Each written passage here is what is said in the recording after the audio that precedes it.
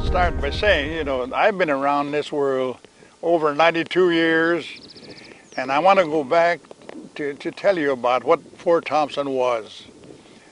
Because when 1946, when I got out of the service, why elected to the tribal leadership roles and everything, why this agency was a beautiful place.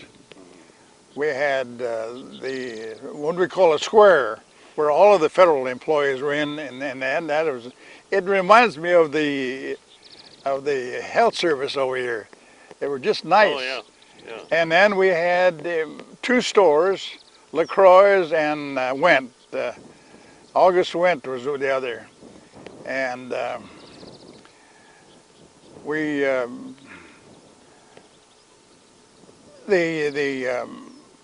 had some of the facilities we had at the agency was some of the dormitories and the school, both high school and grade school.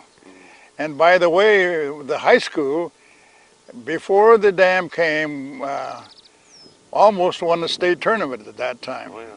Yeah. And some of the guys are around yet who still were a part of that team.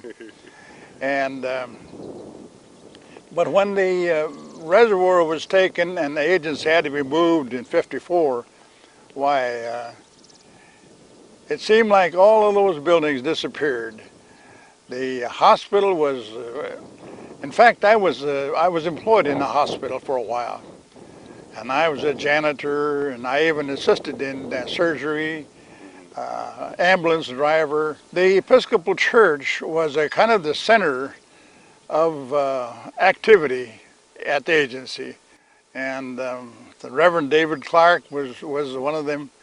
And I'm trying to get a hold of Betty Clark, and I think she's still living. Mm-hmm. She's probably down in Tucson, Arizona. Yeah. And it was a place where the people could go and get clothing, for maybe a quarter or something like that, because money was always tight. Yeah. And it was a place where really the people really enjoyed and came, and of course it employed some people too to take care of that stuff, exactly. At the Christ Church. Yeah. And everybody down here was mainly Episcopal? Right. And all in the bottom was just, but then in 1954, when they were going to move the agency, I want to tell you a story. I was a chairman, and so we were looking for a place to move the agency. So the people always called Chamberlain their hometown, And so the merchants organization, I think it's called the city council, like the drugstore and the theater and all of those business places, they came up to the agency and we talked to them. We usually meet at the high school gymnasium, Yeah.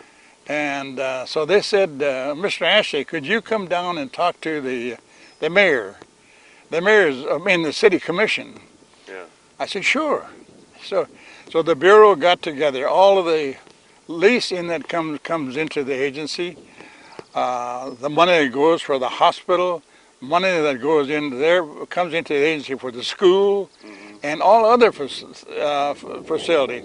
And it amounted to millions of dollars at that time, which was a huge sum of money. Yeah. So the day was set. I went into Chamberlain, and I made this presentation to the city commission. And when I got done, I felt good, and nobody else went with me. Just I was a tribal leader, so I had to go. Yeah. And when I got done, the mayor got up and he said, if you want to believe just what he said, I don't believe a word of it. I said that what a dime will come to this town, Yeah. And he said, if you want a stinking Indian, he said, we're going to push one by you and one by you. And these city commissioner fellows were the city council were sitting with me, and they said, we'll put these stinking Indians by you.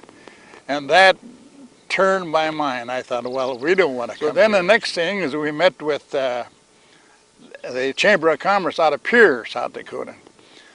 They brought food. They brought food with a big delegation. And they said they would welcome us, and they would help our employees find housing, and they really did. They really came out, and so that's where we moved in 1954. But that wasn't for long, because the only thing was, it made the Indian people go further to do their business. From Pierre to Pierre is close to 70 or 80 miles, you know. And so that went on for a few years until they brought it back. But since then, I say that the Crow Creek Agency is not like it was. And the reason why, I think, is that the Bureau employees don't live here. And some of the Indian health people do, but if all federal employees lived here, it would make a better community. Mm-hmm. And then, of course, when the settlement made for the Fort Randall Dam, they were going to replace the school, they were going to replace the hospital, they were going to replace all of these things. Well, they never did, you know. The hospital has never been replaced, the school has never been replaced. And I